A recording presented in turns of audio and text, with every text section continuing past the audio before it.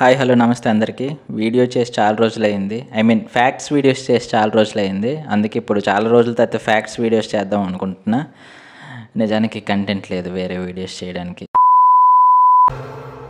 ఇక మొదలెడదామా?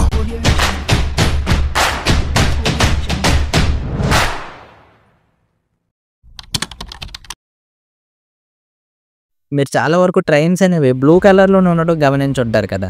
దాని అర్థం బ్లూ కలర్ పెయింట్స్ రేటు తగ్గాయని కాదు. అసలు ఎందుకని చాలా వరకు ట్రైన్స్ అన్నిటికీ బ్లూ కలర్ ఉంటుంది అంటే 1990 సంవత్సరం ముందు వరకు అన్ని ట్రైన్స్ అనేవి వ్యాక్యూమ్ బ్రేకింగ్ సిస్టమ్తో పనిచేసేవి. బట్ 1990 తర్వాత రైల్వే వాళ్ళు అడ్వాన్స్డ్ బ్రేకింగ్ సిస్టమ్ని ప్రవేశపెట్టారు. దీని పేరు ఎయిర్ బ్రేకింగ్ సిస్టమ్. కొన్ని రోజుల తర్వాత ఏది ఓల్డ్ బ్రేకింగ్ సిస్టమ్ అండ్ ఏది అడ్వాన్స్డ్ బ్రేకింగ్ సిస్టమ్ అనేది కొనుక్కోవడానికి రైల్వే వాళ్ళకి కూడా కొంచెం ఇబ్బందిగా మారింది.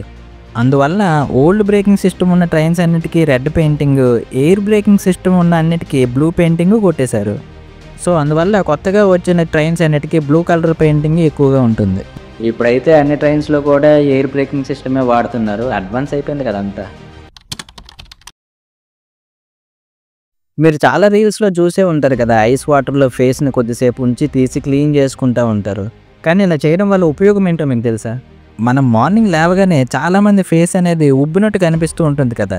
అలా ఉబ్బినప్పుడు మనం ఫేస్ని కనుక ఇలాంటి చల్లటి వాటర్లో ఉంచితే పూరిలా పొంగిన మన ముఖం చపాతీలా ప్లెయిన్గా మారిపోద్ది. ఇంకా ఇలా చేయడం వల్ల ఫేస్లో సర్క్యులేషన్ బాగా జరిగి ఎప్పుడూ హెల్తీగా ఉంటుంది. ఇంకా ఈ సరటోగా వాటర్ బాటిల్ విషయానికి వస్తే ఇది కూడా చాలా ఫేమస్ అయింది మధ్యకాలంలో. ఈ వాటర్ ఎక్కడ దొరుకుతాయి అంటే ఇవి నార్త్ ఈస్ట్ ప్రాంతాల్లో సహజంగా ప్రవహించే నీరు. 100% ప్యూర్ అండ్ క్లీన్గా ఉంటాయి. అండ్ ఎక్కువ మినరల్స్తో ఉండడం వల్ల వీటి టేస్ట్ కూడా చాలా డిఫరెంట్గా ఉంటుందంట. మన జీవితం అంట వరకే ఆగిపోయింది. ఎందుకంటే ఆ బాటిల్ కొనాలంటే తన 2 గాజులు అమ్ముకోవాల్సి వచ్చింది. నార్మల్గా ఆడపిల్లలకి పీరియడ్స్ టైంలో చాలా రకాల మూడ్ స్వింగ్స్ వస్తూ ఉంటాయి. ఎందుకు ఇలా అంటే అది వాళ్ళ హార్మోన్స్లో జరిగే మార్పుల వల్ల. సో ఆ టైంలో వాళ్ళు చాలా కోపంగా, చిరాగ్గా, రకరకాలుగా ఉంటారు. కానీ మీకు తెలుసా బాయ్స్కి కూడా ఇలా జరుగుతుంది అని? ఏం మాట్లాడుతున్నావురా? నరాలు కట్ అయిపోయినాయి. కొంతమంది అబ్బాయిల్లో మంత్లో 2 or 3 days టెస్టోస్టెరాన్ లెవెల్ అనేది ఫ్లక్చువేషన్ అవుతూ ఉంటుంది, అంటే మార్పు చెందుతూ ఉంటుంది. ఇలా రావడం వల్ల వాళ్ళు 2 or 3 days కోపంగా అండ్ చిరాగ్గా రకరకాలుగా బిహేవ్ చేస్తూ ఉంటారు. దీన్ని ఇర్రిటబుల్ మేల్ సిండ్రోమ్ అని కూడా పిలుస్తారు. మీకు ఎప్పుడైనా ఇలా అనిపించిందా 2 or 3 days తిక్కగా ఉండడం? నేనైతే నెల మొత్తం తిక్కగానే ఉంటా. పీరియడ్స్ వచ్చినప్పుడు వాళ్ళు ఎట్లుంటారో నిన్ను కూడా అట్లనే ట్రీట్ చేయాలి, అంతే కదా? వాళ్ళకి నెలకి 4 రోజులు వస్తుంది, నీకైతే నెలవారీగా ఉంటుంది, అంతే కదా? ఈ మధ్య చాలామంది చెప్తుంది ఏంటంటే ఈ ప్రపంచంలో ఒక ఆవు మాత్రమే గాలిని పీల్చుకొని మళ్ళీ గాలిని రిలీజ్ చేస్తుందని. మీరు కూడా వినే ఉంటారు.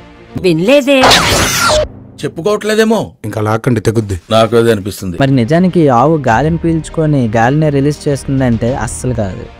మొక్కలు మాత్రమే అలా చేయగలవు. ఈ భూ ప్రపంచంలో ఏ యానిమల్ కూడా ఆక్సిజన్ని పీల్చుకొని మళ్ళీ ఆక్సిజన్ని రిలీజ్ చేయలేదు. కాకపోతే ఆ ఆవు రిలీజ్ చేసిన కార్బన్ డైఆక్సైడ్లో కొంతవరకు ఆక్సిజన్ ఉంటుంది. ఎందుకంటే ఏ జంతువు పీల్చుకున్న ఆక్సిజన్ని 100% యూజ్ చేయలేదు. సో అలా మిగిలిన కొంచెం ఆక్సిజన్ కార్బన్ డైఆక్సైడ్తో కలిపి బయటకు వస్తుంది తప్ప పూర్తిగా ఆక్సిజన్ రిలీజ్ చేయలేదు. ఇలా కొంచెం వరకు ఆక్సిజన్ రిలీజ్ చేయడం అనేది ఒక్క ఆవులోనే కాదు, ప్రతి యానిమల్లో జరిగేది. మన హాలీవుడ్ డైరెక్టర్ క్రిస్టోఫర్ నోలన్ పుణ్యమాని మనకి టైం డైలేషన్ కోసం కొంత అవగాహన అయితే ఉంది. అంటే ఎక్కువ గ్రావిటీ మరియు స్పీడ్ ఉన్న చోట టైం అనేది చాలా స్లోగా గడుస్తుంది. బట్ మన పురాణాల్లో మాత్రం కొన్ని వేల సంవత్సరాల క్రితమే ఈ టైం డైలేషన్ కోసం ఎక్స్ప్లెయిన్ చేయబడింది. అది ఎప్పుడు అంటే మహాభారతంలోని కకుడ్మ అనే మహారాజు తన కూతురికి మంచి హస్బెండ్ని ప్రసాదించమని అడగడానికి బ్రహ్మ దగ్గరికి వెళ్తాడు. అదే టైంలో బ్రహ్మ చిన్న మీటింగ్లో ఉండడం వల్ల బ్రహ్మ వచ్చే వరకు కకుడ్మ మహారాజు అక్కడే వెయిట్ చేస్తూ ఉంటాడు. బ్రహ్మ తన మీటింగ్ను పూర్తి చేసుకుని వచ్చేసరికి కొన్ని వేల సంవత్సరాలు ఇట్టే గడిచిపోతాయి. అప్పుడు కకుడ్మ మహారాజు జాతరలో తప్పిపోయిన చిన్నపిల్లాడిలా బ్రహ్మ వైపు చూస్తాడు. కానీ అప్పుడు బ్రహ్మ నీ అయోమయానికి ఆన్సర్ నేను ఇస్తానని చెప్పి, కాలం అనేది వేగం మరియు గురుత్వాకర్షణ మీద ఆధారపడుతుందని, అది ఒక్కో చోట ఒక్కోలా ఉంటుందని టైం డైలేషన్ కోసం ఎక్స్ప్లెయిన్ చేస్తాడు. ఫర్ ఎగ్జాంపుల్ మీకు బైక్ యాక్సిడెంట్ అయిందనుకోండి. దరిద్రుడా, ఒక్క మాట మంచిది రాదు నోట్లోంచి. అది లోనే డ్రైనేజారా? ఫర్ ఎగ్జాంపుల్ అనుకోండి నార్మల్గా. మీకు తగిలిన దెబ్బలు అనేవి జస్ట్ 4 అవర్స్లోనే హీల్ అయిపోతే ఇదేదో డెడ్పూల్ సినిమాలో ఉంది కదా, కానీ ఫ్యూచర్లో ఇదే నిజమవబోతుంది. మరి డెడ్పూల్ అంత రేంజ్లో హీలింగ్ పవర్ కాదులేండి. అసలు విషయానికి వస్తే ఆల్టో యూనివర్సిటీ అండ్ బేరూత్ యూనివర్సిటీ వాళ్ళు కలిపి ఈ హైడ్రోజెల్ని డెవలప్ చేశారు. ఈ హైడ్రోజెల్ని దెబ్బలు తగిలిన చోట అప్లై చేసుకోగానే జస్ట్ 4 అవర్స్లోనే 90% వరకు హీల్ చేసేస్తుందంట అక్కడ తగిలిన దెబ్బలన్నిటిని. అండ్ 24 అవర్స్లోనే మొత్తం ఊండెడ్ మొత్తాన్ని 100% హీల్ చేసేస్తుందంట, అంటే తగ్గించేస్తుందంట. ఈ హైడ్రోజెల్ అనేది ప్రెజెంట్ డెవలపింగ్ స్టేజ్లోనే ఉంది. ఇది ఏదో పనికొచ్చే వ్యవహారంలోనే ఉంది.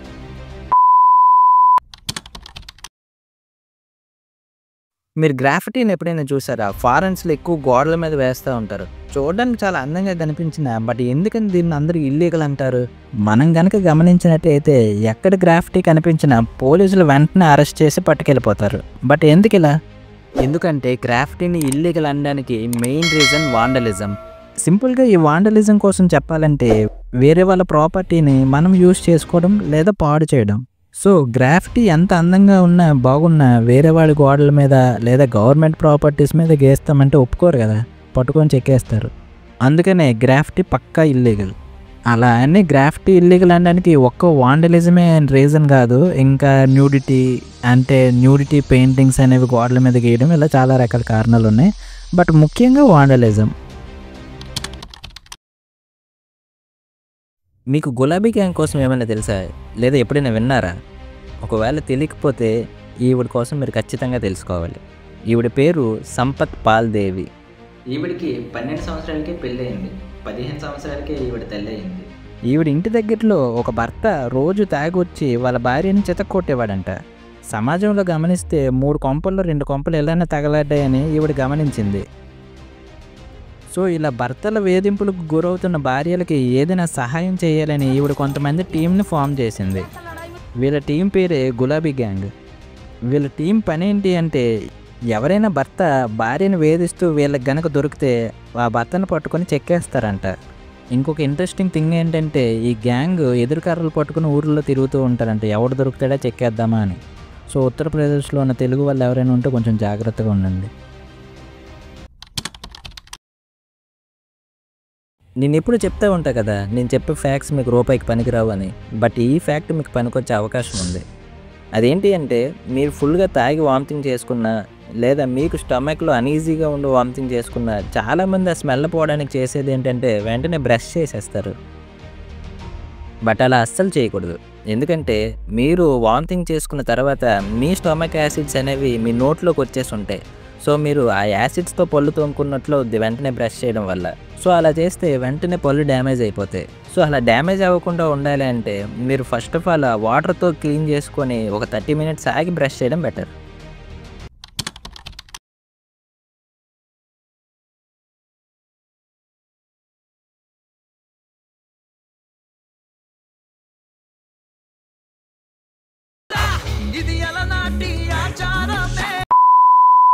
ఓకే, వీడియో నచ్చిందని అనుకుంటున్నాను. ఒకవేళ పొరపాటున కనుక మీకు బై ఛాన్స్ వీడియో నచ్చినట్లయితే సబ్స్క్రైబ్.